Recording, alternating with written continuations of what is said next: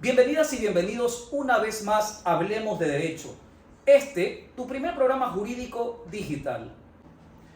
El programa destinado a procedimientos concursales y específicamente concursos necesarios, revisamos el preámbulo y la importancia de la obtención de todos los documentos habilitantes, así como también el cumplimiento del debido proceso como parte de la estrategia del abogado del acreedor para poder presentar una demanda de insolvencia.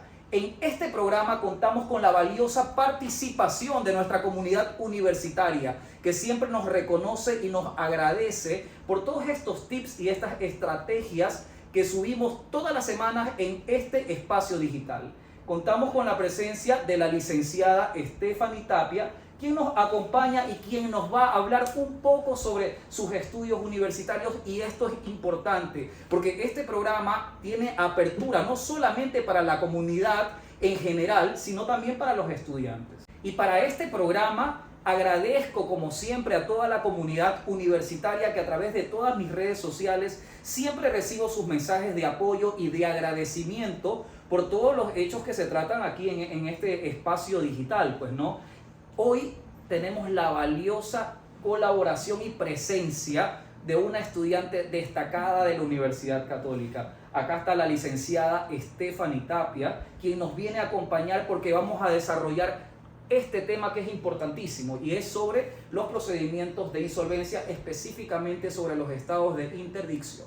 Procedimientos concursales, concursos necesarios, pagas o pagas, ha sido definitivamente la voz que ha trascendido no solo entre colegas, amigos y toda nuestra sociedad de seguidores, sino también en la comunidad universitaria. Y para esto tengo el grato honor de tener en este espacio digital a la licenciada Stephanie Tapia. Qué gusto tenerte aquí, Stephanie. Bienvenida seas a Hablemos de Derecho. Gracias por darme el espacio de participar y darme la oportunidad de estar aquí contigo. Dos preguntas de la comunidad grandiosa universitaria, y yo muy honrado de que tú me las formules y muy honrado de poder atender este tema. Por favor, Stephanie, mi conocimiento es todo tuyo. Comenzamos con la primera pregunta. Si una persona es declarada insolvente, ¿puede contraer matrimonio?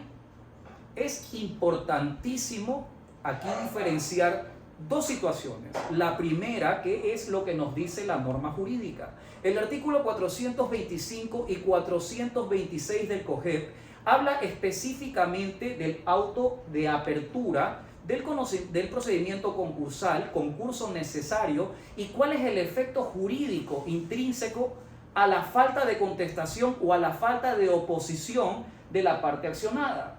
Una cosa es lo que dice la norma jurídica y otra cosa diferente es el efecto per se del estado de insolvencia. Cuando tú hablas de la insolvencia, hablas de incapacidad, hablas de restricción. Si una persona ha sido prevenida, digámoslo de esta forma, a que va a ser declarada incapaz si es que no cumple pagando una obligación, y resulta que llegado el momento, recurrido el término, no lo hace, entonces pierde todo tipo de capacidad, incluyendo la capacidad de suscribir contratos, entre estos el contrato de matrimonio, que también forma parte de las mismas restricciones y limitaciones que el juez en el auto inicial o en el auto de apertura previene a la parte accionada de que en el caso de incumplimiento todas estas restricciones se van a inscribir en su contra como efecto de la insolvencia. Legalmente la persona no contaría con la capacidad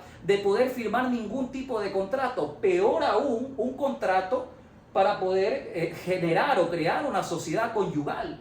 Tanto así que el juez dice que en el momento en que la persona se encuentra en firme, declarada insolvente, tiene que poner todos sus bienes, todo su patrimonio en manos de un albacea, y este albacea es el síndico de quiebra. El síndico de quiebra va a ser la persona designada por el juez que va a administrar todo este patrimonio. ¿Y con qué objeto lo hace? Con el objeto de ratificar el estado de incapacidad de la parte accionada, que ya ahora no se convierte solamente en un deudor o un obligado, sino se denomina lo que en derecho corresponde como deudor fallido. La siguiente pregunta. ¿Se puede suscribir contrato de trabajo una persona que es declarada insolvente? Aquí realmente yo creo que se debe de hacer una ponderación, porque el derecho constitucional del trabajador o del trabajo a trabajar es algo que definitivamente no topa, por decir, cuando existe algún tipo de efecto jurídico, tanto así que nuestra misma Corte Constitucional, por medio de resoluciones, ha establecido que el sueldo del trabajador es inembargable. De la misma manera, su derecho es inembargable, o sea, su derecho no puede restringirse. Lo que sí es real, que en el momento de tú inscribir el estado de interdicción o el estado de incapacidad, por decirlo de forma resumida, o de insolvencia del deudor fallido, el juez ordena oficiar al Ministerio de Trabajo y el juez ordena también oficiar a la Dirección de Registro de Datos Públicos, a la DINERDAT, con el objeto de que todas estas instituciones que se retroalimentan en sus bases de datos de información de los ciudadanos que constituimos la República del Ecuador, sepamos qué es lo que está sucediendo y qué sucede cuando el juez oficia el estado de interdicción de un deudor fallido y esta persona va a suscribir un contrato de trabajo con una institución pública. Entonces, en ese momento se generaría una certificación de que esa persona no tiene la capacidad de prestar sus servicios y por esa razón no va a poder ser contratada, no va a poder trabajar. Entonces, si nos vamos a hacer muy taxativos al marco de la norma, entonces no podría trabajar.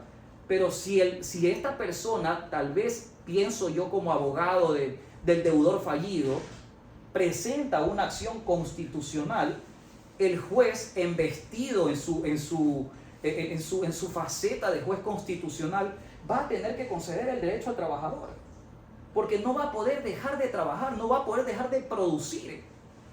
¿Y de qué manera va a cumplir con sus obligaciones si es que esta persona no está produciendo? Entonces, lo que dice la norma es ofíciese, porque también tiene que quedar esta limitación registrada en el ministerio o en la DINERDAT. Pero en la práctica, si esta persona desea trabajar y producto de este efecto jurídico no puede hacerlo, existen mecanismos constitucionales para poder accionarse y poder tener acceso a su derecho al trabajo. De la explicación que usted acaba de dar, ¿se puede establecer que por vía de acción de protección el interdicto puede reactivar su actividad laboral, tomando en consideración que por mandato constitucional el derecho del trabajador es irrenunciable, inembargable e imprescriptible? Por supuesto que sí, por la vía constitucional, mediante un mecanismo jurisdiccional, que es lo que nos menciona en este caso la Carta Magna, como una forma de que un ciudadano que considere que ha sido vulnerado en sus derechos de orden constitucional, que en este caso concreto y específico corresponde al derecho al trabajo, vulnerado como efecto de esta acción de carácter civil.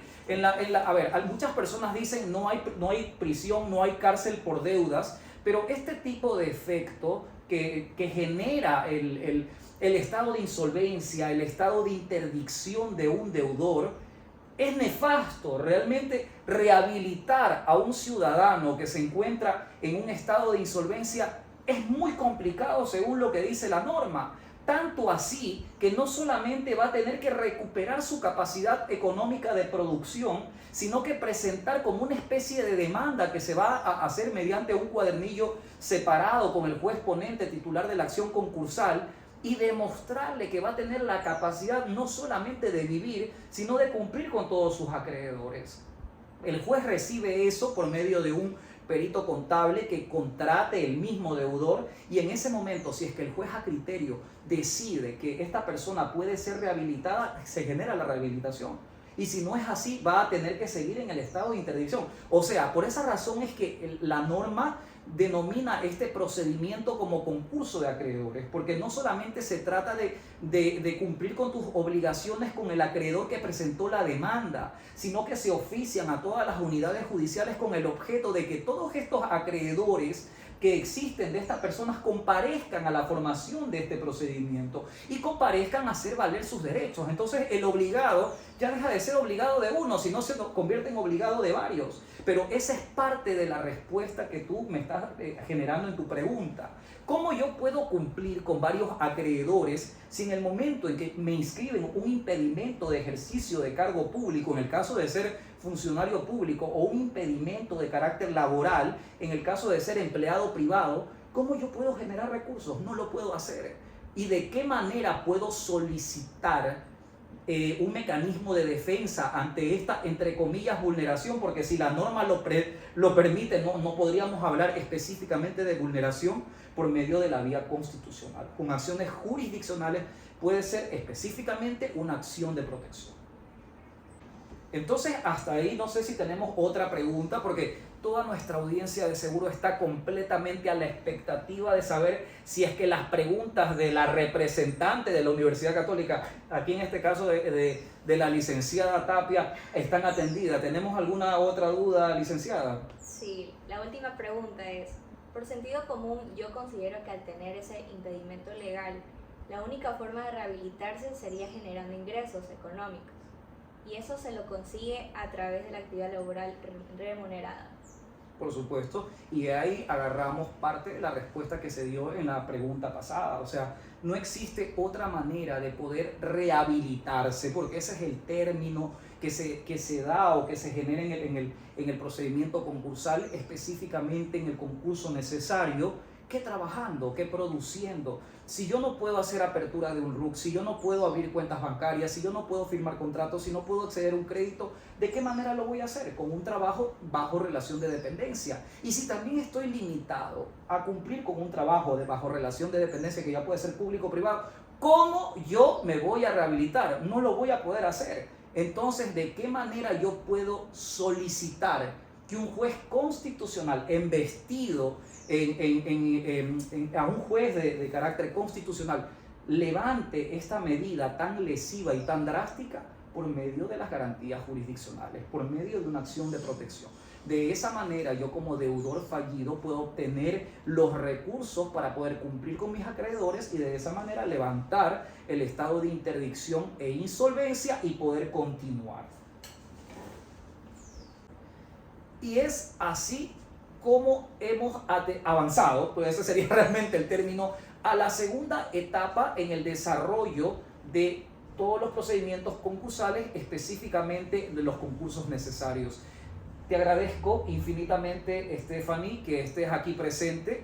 Agradezco que seas parte de esta comunidad de apoyo, que obviamente este esfuerzo, que todos estos programas que se hacen, se generan para ustedes, como bien lo digo, semana a semana. Agradezco a todos mis espectadores, a toda mi audiencia fiel, que me acompañan todos los fines de semana en este programa jurídico digital, porque esto es Hablemos de Derecho. Gracias, Michael, fue una excelente intervención que ha despejado mis inseguridades en este tema y estoy muy agradecida contigo por esta oportunidad.